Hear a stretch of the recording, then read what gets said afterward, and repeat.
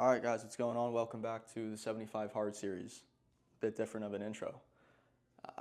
This shit it's too predictable, so I wanted to spice things up a bit.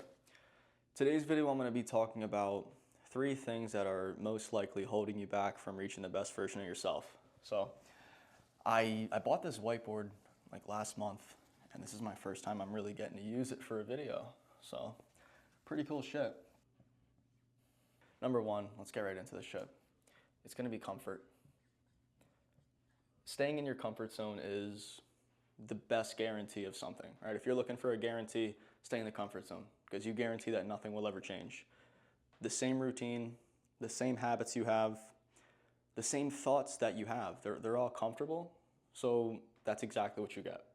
You are a product of your environment. If your environment's comfortable, then you're comfortable, and that also means that the risks you take are very comfortable, which are very low reward. I'm just talking about the risk you take of leaving the comfort zone when you start eating a better diet, right? It's not really a risk, but there's a reward attached to it. Ultimately, you could say whatever you want about comfort, but the truth of the matter is that comfort kills, right? It kills ambition, it kills your goals, and it kills your ability to see a change.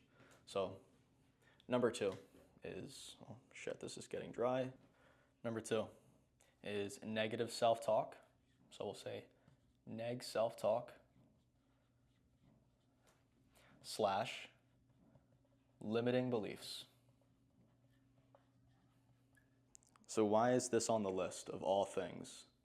It's very important, right? If you have negative self-talk in your life, that means that you are literally talking yourself out of every time you could have done something better. If you have a thought about getting into the gym or following a diet and you listen to your negative self-talk, like, what do you think that's going to result in, realistically? You not seeing a change, right? And the whole reason that you're even watching this video is because you want to find out what's in the way between you and the best version of yourself, right? You're also watching the 75 Hard series, but just take my advice here, all right? The more that you feed into the negative thoughts, the more that you also stay in the comfort zone, right? You guarantee nothing changes. Negative self-talk is going to take some time to get over, right? It's not something you can change overnight. You've got to start to adopt better habits in your life, right? Push yourself to do better habits. Actually take action in your life because it's much easier to talk to yourself positively that way, right? You see achievement. You see things that are actually happening. You start following a morning routine. You follow a diet. You follow a training program. You journal, right? You meditate. You do a lot of little wins that makes it a lot easier to talk to yourself better. Very similar to negative self-talk, but limiting beliefs. If you don't believe in yourself, if you don't think you can do it, you cannot hide from negative self-talk and limiting beliefs, right? That shit is going to catch up to you. It's best to start doing things that make you proud, right? Whether that's just 7 days of a consistent diet, no cheat meals, no alcohol, no rest day, right? And when I say no rest day, don't have a day where you do fuck all, right? You have to do something. Go on a 30-minute walk. So get yourself into a routine that you can be like, damn, I actually did something worthy of my time. It's going to be way easier to talk to yourself better. And so the last thing that you absolutely must fix within your lifestyle, because this is going to determine your quality of life, is on alignment with your purpose. So if you genuinely struggle to get out of bed, not because you're too tired, but because you're not interested in the day, you're not aligned with your purpose at all, right? I have no problem with that. I'll throw the covers off, like, not even exaggerating. Get out of bed and I'm right into brushing my teeth, putting my contacts in, taking a shower, and just getting into my fucking work, right? I know what I'm doing with my time and it's helping other people get in shape, right? That's why I'm a one-on-one fitness coach. But still, for anyone else who wakes up like every fucking human being, you need to have alignment. If you're a father, chances are your alignment is going to be raising your son to be the absolute best version of himself. Maybe you're raising your daughter to be the best version of herself too. The whole purpose of having purpose is to enjoy using your time on this earth, right? You want to have the highest quality life? Okay, you have to have purpose in what you do. Maybe that means getting a six-pack, having a routine that's easy to follow. Yeah, of course, maybe you already work 40 to 50 hours a week, but finding a balanced routine to where you can get in shape without sacrificing your favorite foods. Whatever it takes, dude. Everyone's going to be different. This is not a copy and paste. This is not a cookie cutter response, because everyone's going to be different for this. But you do need to find your purpose, right? And that means having a strong why. you have to have a reason. You have to know why you're doing something. So having a strong why will be the reason you do it, will be the reason you get out of the comfort zone. If that is your biggest struggle, I challenge you to come up with an answer and sit on this for a little bit. But why do you get out of bed?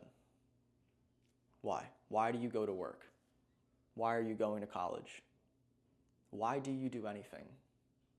And don't say, oh, like, because, it's life, I should do it. Have a real purpose with what you do. With how unhappy I was with my lifestyle, I know the pain of staying in the comfort zone. I know how it feels to talk to yourself negatively. And I've kind of made it my mission to post on this channel, ton of value, post on Instagram. And of course, my coaching program is like the most direct way I can help someone. Seeing the results that come from my coaching is truly invaluable, right? I absolutely love doing it. So that's my specific case, but everyone's going to be different. Like I said, you could be, working a full-time job, you could be in college, you could be, I don't know, like what other options are there, right? That's kind of what I can only think of right now. But find purpose, dude. Find purpose. Maybe you need to change someone's life. Maybe you need to actually help someone yourself. Guide someone, right? Find someone who struggles with the same things that you do and try to help them through it. It might help you. So really, these are 3 things that are really most likely in the way between you and the best version of yourself. Getting out of the comfort zone.